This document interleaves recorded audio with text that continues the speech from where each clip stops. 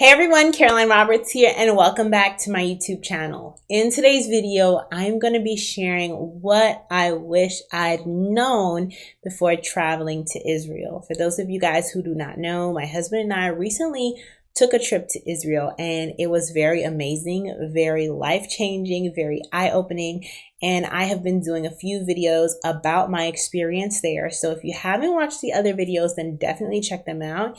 But here are some of the things that I wish I had known before traveling to Israel as a newbie, as a first timer. So if you're planning a trip to Israel in the future, then definitely stay tuned.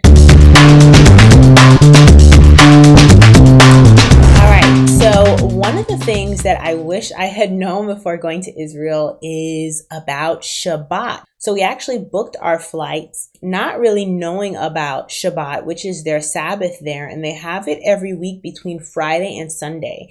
And during that time, it's like almost everything shuts down. The transportation, like the public transportation, the buses, different restaurants, driving isn't allowed in the old city and the main parts in Jerusalem. So we did not know that. We weren't prepared. So we had to organize our travel arrangements to match what the time was because we were there during Shabbat. So we actually ended up renting a car, and I'm also going to be sharing any links that I reference in this video. I'm going to be sharing it in the description box. I'll share the rental car place we use and all that good stuff. But it was actually interesting though to be there during Shabbat, and I'm happy we went during that time because we did learn a lot about the culture and we got to experience just that rest that they were partaking in. I think it ministered to me just watching people spending time with their family, not worrying about work, walking in the streets. There was definitely this sense of rest and relaxation and taking a break. So I don't regret going there at that time because we were on vacation and we wanted a time of rest and relaxation. So to see that the people there also didn't have that pressure kind of took pressure off of us and made us just enjoy our time more. But at the same time, I wish I knew of that in advance just for transportation purposes and for planning purposes and everything that we wanted to do. So if you are planning to go around Shabbat, make sure that you have plans for transportation if you want to go different places. And if you don't want to travel there around Shabbat, then probably traveling between Monday and Thursday when everything is open may be a good time to travel, depending on where you're flying out of, if you're flying out of Miami or where you fly out of. I don't think all of the airlines have flights going out every day. So some of the flights you may see, you may have to wait a few more days to catch your flight back home. So just keep that in mind. That's one of the things that I wish I had known before going, but I'm still happy that I went during that time. So now the second thing that I wish I had known more about before going to Israel was doing research on the tension between Israel and Palestine territories and the history behind that. After we left, we made sure to research it and learn more about it. But when you get there, at different moments, you will be able to feel that tension. It's nothing to be afraid of, but for example, just the presence of, the Israeli soldiers is completely normal. It's part of their everyday life. I think that after they turn 18, they're required to serve in the military. So you may be we got on the train and we saw, soldiers on there and they had their rifles, but it's just a normal part of their everyday life just to keep you protected. But we realized that there were certain places or certain territories that were outlined for Palestine and certain areas that, we couldn't go through because they share different areas, and there's still this struggle of who controls what part of this area. So that is something important to research and also consider.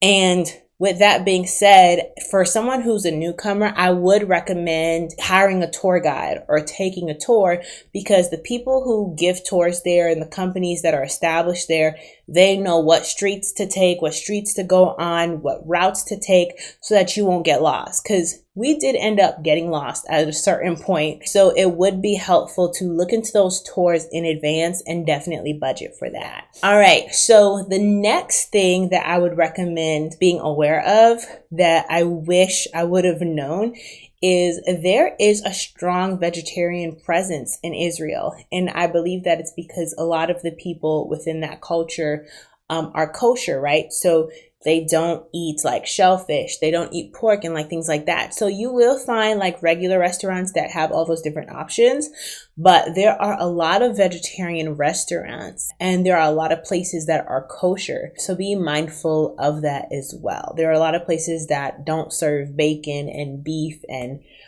shellfish and all those different things. So I wish I had known that, but it was a sweet surprise though to go and see, wow, they have a lot of vegetarian and vegan options. I'm not vegetarian or vegan, but I used to be vegetarian for a few years. So it was nice just to see that, there's a healthy culture surrounding that as well. Okay, so another thing that you should be aware of when you go to Israel, or that I wish I had known, is I don't know why in my head that I thought, when going to Israel, I thought that everyone there, was Jewish. And I came to find out that not everyone in Israel is Jewish. And there's also a Muslim presence in Israel too. So that's something that you want to just be aware of. There are different religions, and it's not just one religion represented there. There are different types of cultures and religions that you will find when you go to Israel. So that's something that you just want to be aware of as well. And then the last thing that I wish I would have known before going to Israel is that you want to give yourself more time than you need, because there are so many things to explore, so many things to check out. My husband and I were there for 2 days, and in that time frame we learned so much.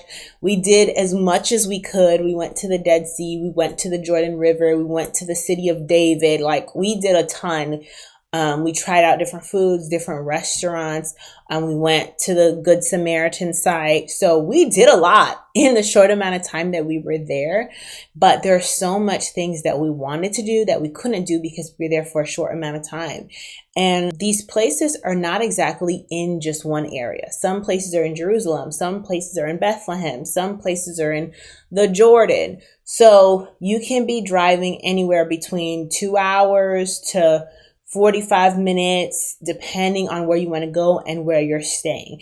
Now, we stayed in a very centralized area, which I'm super thankful for. That's probably why we got to do as much as we did in that short amount of time. In Jerusalem, not far from the old city, to where we actually were able to walk to different restaurants, which we're thankful for because we were there during Shabbat. So we got to walk a lot and take advantage of that. But we got to walk to a lot of different restaurants. We got to walk to the old city, and I'm pregnant, right? So it wasn't that bad. It wasn't bad of a walk at all. If I could do it pregnant, then anyone can do it. But I want to recommend that hotel too. I love that hotel. Like, the customer service, they were so amazing. They were so accommodating. I believe it's affordable. It was safe. They have a parking garage, and they knew that we were tourists and stuff like that, and we weren't fully aware of the whole parking guidelines and stuff, but parking can be expensive.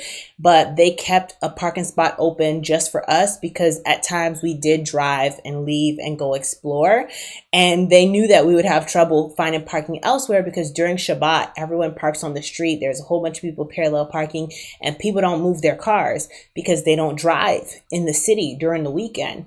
So I'm so thankful that they reserved the parking for us.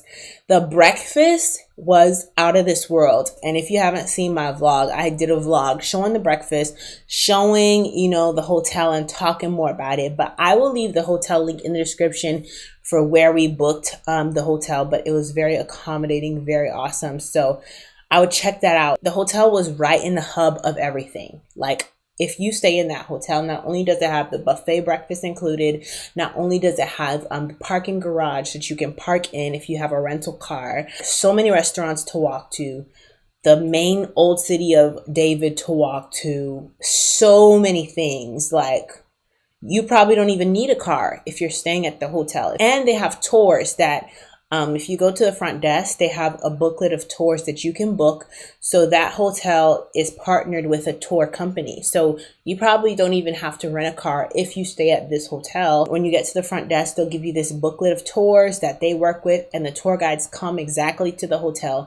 They pick you up, they take you on the tour, and they drop you right back at the hotel. And then if you want to go to restaurants and eat and go to the City of David, you can just walk there and just walk back. And there's also a supermarket literally right across the street. If you need to buy things like water and snacks to keep in your hotel room, that's what we did. So I just love that hotel. And I'll link it in the description box below. We do plan on going back. We want to go back, especially since we didn't get to see everything that we wanted to see. We're still praying about whether we want to organize a group to go with us, but me and my husband do want to go back, and we would love to bring people with us to help them explore the different sites and things like that, and just with everything that we've learned in our time there.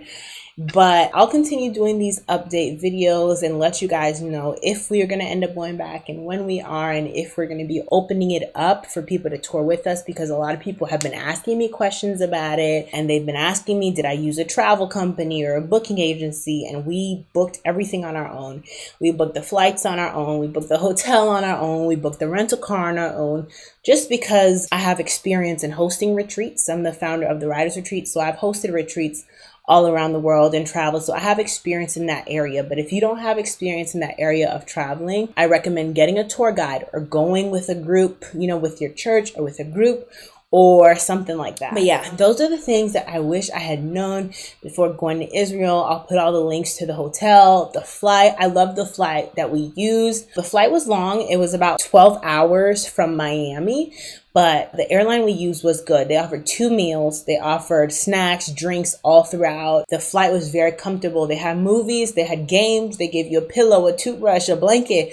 It was amazing. And it was a really good, affordable price. So I'll link the airline there as well. But those are the things that I wish I had known before going to Israel. I hope that this video is helpful and insightful to you in case you're interested in going. And I'll see you in my next YouTube video. Until next time, bye.